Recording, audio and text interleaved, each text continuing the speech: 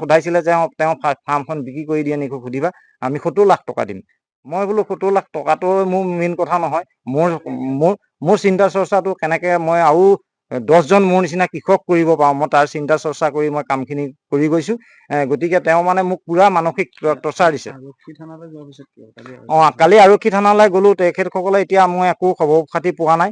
আৰু মই এই কথাখিনি মই ধৰক কিছু আমাৰ জাতীয় সংগঠনখিনিতো মই আমাৰ লিখিতভাৱে অভিযোগ দাখিল কৰিছোঁ। আৰু তেখেতসকলেও পদক্ষেপ ল'ম বুলি কৈছে। এতিয়া মই এতিয়ালৈকে জিলা প্ৰশাসনৰ ইয়াত জিলা প্ৰশাসনৰ মানে মই যেতিয়া 2022 চনত যেতিয়া মই এই হেডচাৰীটো পাইছিলোঁ, এই পোৱালি প্ৰডাকশ্যনত, তেতিয়া আমাৰ স্থানীয় বিধায়ক হিতেন্দ্ৰ নাথ গোস্বামী ডাঙৰীয়া আহি ইয়াত আধাৰশিলা কৰিছে। আমাৰ আয়ুক্ত মহোদয় আছিল যেতিয়া পুলক মহন্ত ছাৰটো কেইবাবাৰো আহিছে ইয়ালৈ, আৰু হিতেন্দ্ৰও কেইবাবাৰো আহিছে। গতিকে তেখেতসকলে আহি মোক দুগুণে উৎসাহ বঢ়াইছিলে আৰু কৈ আছিলে যে বিকাশ, কেতিয়াবা আমি তোমাক যি পাৰোঁ আমি সহায় সহযোগিতা আগবঢ়াম, তুমি আগবাঢ়ি যোৱা। এতিয়া মই বিধায়কজনৰ ওচৰলৈ যোৱা নাই, যিটো মই প্ৰয়োজন সাপেক্ষে মই তেখেতৰ ওচৰলৈ যাম। আৰু মানে কি যাবতো লাগিবই, তেখেতৰ ওচৰলৈও মই যাম বুলি চিন্তা চৰ্চা কৰিছোঁ। আৰু আয়ুক্ত মহোদয়কো মই আবেদন দিয়া নাছিলোঁ, এতিয়া আয়ুক্ত মহোদয়কো মই আবেদন দিম। ইয়াত চৰকাৰী সুবিধা আৰু মোক দিছে। এইটো আপোনাৰ চাওক, এইটো চ'লাৰ পাম্প, এইটো ইনাগেশ্যন, সেইটো হোৱাই নাই, ইনাগেশ্যন হোৱাই নাই। এইটো আপোনাৰ মই জনামতে এইটো কিবা 37 লাখ টকাৰ স্কিম। এইটো যোৰহাট জিলাৰ ভিতৰত দুটা স্কিম আহিছিলে। তাত মই এটা মানে এইটো বাছনি হৈছোঁ।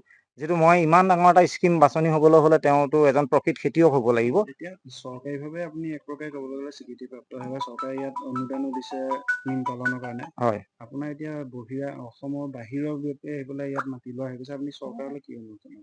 মই চৰকাৰলৈ অনুৰোধ জনাইছোঁ যে মুখ্যমন্ত্ৰী ডাঙৰীয়া মহোদয়লৈ মই অনুৰোধ জনাইছোঁ। আৰু মুখ্যমন্ত্ৰীক মই আগতো কেইবাখনো মানে দিছোঁ, এইটো অভিযোগ দিয়া নাই। ৰাস্তা পদূলি হওক, মুখ্যমন্ত্ৰীয়ে মোক এইটো মানে এতিয়া মই মুখ্যমন্ত্ৰী মহোদয়ক ইয়াৰ পৰাই আবেদন কৰিব বিচাৰিছোঁ যে মই বহিৰাগত বনিয়াৰ কাৰণে মই এজন অসমীয়া কৃষক, মানে অসম চৰকাৰৰ তেখেতৰ দিনতে মই স্বীকৃতিপ্ৰাপ্ত এজন কৃষক। মই যদি এনেকৈ কষ্ট ভোগ কৰি খেতি কৰিবলগীয়া হয়, তেতিয়াহ'লে মোৰ এদিন মানসিকভাৱে ভাগি কৰি মই মোৰ ডাঙৰ এটা সমস্যাৰ সৃষ্টি হ'ব বুলি মোৰ পৰিয়াললৈ মই হুংকাৰ আহিছে বুলি মই নিজেই ভাবিছোঁ। গতিকে মুখ্যমন্ত্ৰী মহোদয় ইয়াৰ এটা সুবিচাৰ কৰি দিব বুলি মই আপোনালোকৰ তৰফৰ পৰা আবেদন জনাইছোঁ। আপোনালোকে যিটো পুখুৰী আছিলে, পুখুৰীটো আপোনাৰ এগ্ৰিমেণ্ট আছিলে? এতিয়া মোৰ পাছৰ যিখিনি মাটিখিনি আপোনালোকক ক'লোৱেই যে সেই মাটিখিনি মই এগ্ৰিমেণ্ট কৰি থোৱা আছে।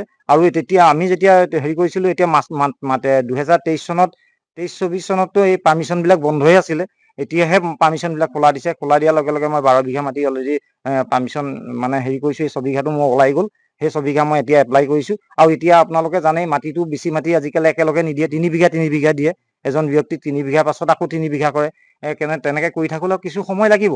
গতিকে এতিয়া ব্যক্তিসকলৰ যিসকলে মোক মাটি বিক্ৰী কৰিছে, তেখেতসকলৰ গাত মই দোষ আছে বুলি নাভাবোঁ। তেখেতসকলে মোক কৈছে যে এইটো আমি তোমাকে কৰি দিম। কিন্তু সেই তেখেতসকলকো মানসিক টৰ্চাৰ দিছে, মোকো টৰ্চাৰ দিছে। এনেকে যদি ধৰক, এতিয়া তেখেতসকল বুজা মানুহৰ কাৰণে এই মাটিটো আৰু সেই মাটিটোৰ কাৰণেও গৈছিলে তেখেতসকলৰ ওচৰলৈ। কিন্তু তেখেতসকলে শিক্ষিত মানুহ কাৰণে তেখেতসকলে ক'লে তোমালোক আৰু নাই আমাৰ ঘৰলৈ নাহিব, সেই বুলি কৈ খেদাই পঠাই দিলে। গতিকে মই বিশেষকে এই হেডচাৰীটো মোৰ নিজৰ বৰ্তা লোৱা হৈ, আপোনালোকে চিন্তা কৰক, 50,000 টকীয়া মাটিটো 2 লাখ টকা দি কোনটো মানে হেৰিয়াৰ ভিতৰত আৰু ল'ব লাগে। আৰু মইতো ল'ব নোৱাৰো 2 লাখ টকা দি, আৰু মোৰ ইমান পইচাও নাই। গতিকে মই আপোনালোকৰ যোগেদিয়ে মুখ্যমন্ত্ৰী মহোদয়কো এইটোকো আবেদন কৰিছোঁ যে মোৰ এই যিটো আপোনাৰ চৰকাৰে দিছে 25 লাখ টকীয়া এটা স্কিম, এই স্কিমটো আপুনি ধ্বংস হ'বলৈ নিদিব। এই স্কিমটো ধ্বংস হোৱা মানে যোৰহাটৰ মীন পালকসকল মৰি যোৱা। যিহেতু আমি ইয়াত উন্নত মানৰ মাছৰ পোৱালি প্ৰডাকশ্যন কৰি মৎস্যপালক কৃষক বন্ধুসকলক ইয়াৰ পৰা আমি দি আছোঁ। আপোনালোকে আজি দেখিলে, আজি মই ইনজেকশ্যন দিয়াৰ কথা আছিলে, কিন্তু মই এটা বিশেষ কাৰণত যাবলগীয়া হ'লে আজি ইনজেকশ্যন দিয়া নহ'ল। মই এই সপ্তাহতে আকৌ ইনজেকশ্যন দিম, মাছৰ পোৱালি উলিয়াম। পোৱালি উলিয়াই আকৌ মাছ পোৱালি মই ধৰক কৃষকসকলে লৈ যাব, স্পন লৈ যাব। গতিকে এইখিনি ক্ষেত্ৰত মোক যদি অকণমান চৰকাৰৰ ফালৰ পৰা সহায় নাপাওঁ, তেতিয়াহ'লে মই একেবাৰে মানসিকভাৱে ভাগৰি পৰিম বুলি ভাবিছোঁ। আৰু তেখেতসকলে মোক অনাহকতে কিছুমান কেছ দি আছে। ইয়াৰ কোনো প্ৰমাণ পত্ৰ নাই, এনেই কেছ দি আছে যে ইয়াক হাম্পাৰ দি থাকোঁ, ই মানে এটা সময়ত হয়তো সেইটো এৰি থৈ গুচি যাব। আৰু বিশেষকৈ মই আমাৰ অসমীয়া ল'ৰাখিনিক যিখিনি দুই এজন ব্যক্তি তেখেতৰ লগত জড়িত হৈছে তেখেতসকলক মই কৈছোঁ যে তোমালোকেও আহা মোৰ লগতে কৰা, মোৰ ইমানখিনি আছে মোৰ লগতে কৰা, মই তোমালোকক এটা শ্বেয়াৰ দিম, তোমালোক আহা তোমালোকে কৰা। কিন্তু এই বহিৰাগত বনিয়া মাটিটো ইয়াত কিনিব নোৱাৰে বুলি অসম চৰকাৰে এখন আইন উলিয়াইছে বুলিও আমি গম পাইছোঁ। গতিকে তেখেতসকলে তেখেতৰ লগত জড়িত হৈ ঠিক আছে, তেখেতে কিনি থোৱা মাটিখিনি তেখেতসকলকে উইল কৰক, তেতিয়াও মোৰ মনটো ভাল লাগিব। গতিকে মই আৰু হেৰি নকওঁ, মই গতিকে আমাৰ ওচৰ চুবুৰীয়াসকলে চবেই জানে যে মই কিমান চনৰ পৰা ইয়াত কৰি আছোঁ। আৰু বীৰেন দাসৰ সেইখন বাৰী আপোনালোকে চাব পাৰে, কোমোৰা লগাই থৈছোঁ মই, এখন 2 বিঘা মাটি বাৰী, সেইখনো মই খাই আছোঁ। সেইখন বাৰীও এইবাৰ তেখেতক মানে ডাক্তৰক লিজত দি দিম বুলি কৈছে। তাৰমানে মই অসমীয়া ল'ৰা হৈ মই কৰিব নালাগে এনেকুৱা এটা চিন্তা চৰ্চা কৰি মোক মানে মানসিকভাৱে একেবাৰে ভঙাই পেলাইছে। যিকোনো খবৰৰ বাবে যোগাযোগ কৰক 7099017330 লগতে 7099017110 নম্বৰত।